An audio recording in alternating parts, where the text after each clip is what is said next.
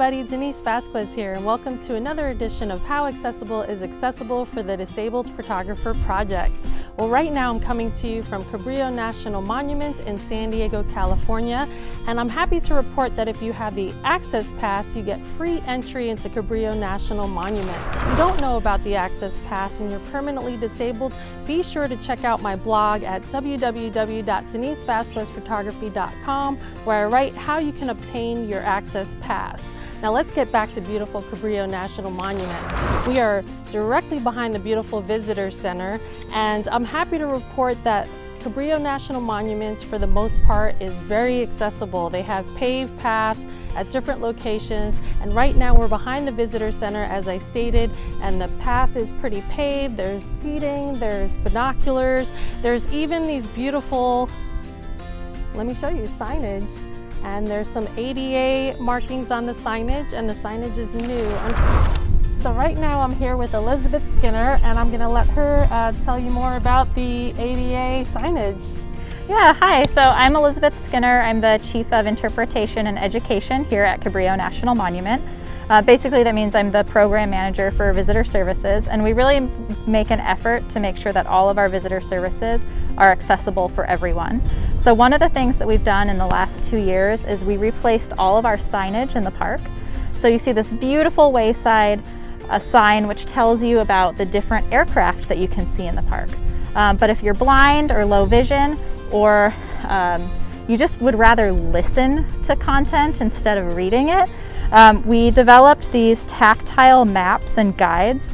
So someone who uses Braille can use these tactile maps to find their way around the park. That's amazing. Yeah, and it comes with this talking pen, which we really love. So it's an audio talking pen, and it has an attachment, so if someone uses an earpiece or headphones, they can plug into it. Wow. Or you can just tap on the map, or you can tap on the wayside, and it'll read the wayside for you. So I'll make sure this is on.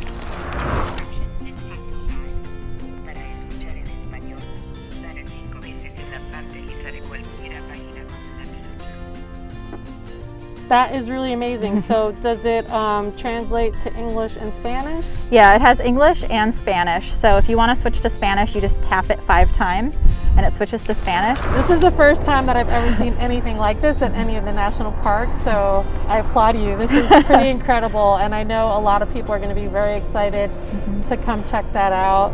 And you mentioned earlier a video. Do you want to tell them where we can find that video that you guys have?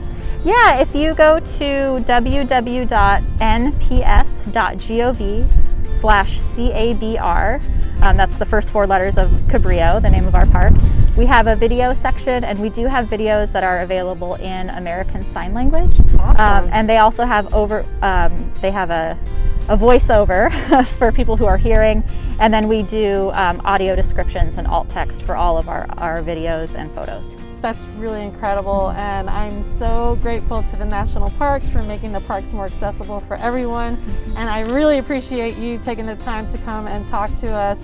And again, thank you so much, Elizabeth, and we'll see you at the next stop. So right now we're entering into the museum here at Cabrillo National Monument. And the nice thing about the museum is that the floor has this really great carpeting. It's pretty easy to maneuver. Lots of room for a wheelchair, rolling walker, motorized scooter. And as you can see, I have the whole place to myself. I highly recommend coming to the national parks and places like Cabrillo National Monument during the week, early in the mornings, or later on in the afternoon, if you want to have the place more to yourself like this. Did you guys know that there's a National Park Service app? Oh my God, I am so excited, because not only does the app show you things to do, but it shows you where the accessible areas are, like right here at the Juan Rodriguez Cabrillo statue. If you like history, you're gonna love the Old Point Loma Lighthouse, which was one of the first lighthouses built off the coast of California just after it became a state. So right now we're at this great spot called the Kelp and Whale Overlook. It's a great place to come and meditate, feel the breeze, take in the view, do some whale watching. It's a shaded area, has lots of seating, and it is fully accessible, which is my favorite thing about this place. Now, if you plan on visiting the Old Point Loma Lighthouse or the Whale Overlook, there are 3 accessible parking spots directly behind the lighthouse. Just check with the ranger at the front gate to get your pass to be able to park here. If you're like me and you love being near the ocean, listening to the sounds of the waves crashing upon the shore, watching the pelicans gliding in the wind, then I highly recommend you drive to the parking location called Cove. Park your car, you can get out, there's even a bench here for you to meditate, listen to the sounds of nature, take it all in, and enjoy the view. So right now I'm at the Tide Pools Trail, and I'm happy to report the trail is partially paved, and it leads you to this place where there's seating and you can take in this beautiful ocean view. So whether you're into nature, history, taking in the views, there's something for everybody at Cabrillo National Monument. And I just want to take a moment to say thank you so much to Cabrillo National Monument for making the park fully accessible to everyone, from the water fountains to the parking areas to the trails. I rate this park a 10 out of 10, and I give you guys a big thumbs up.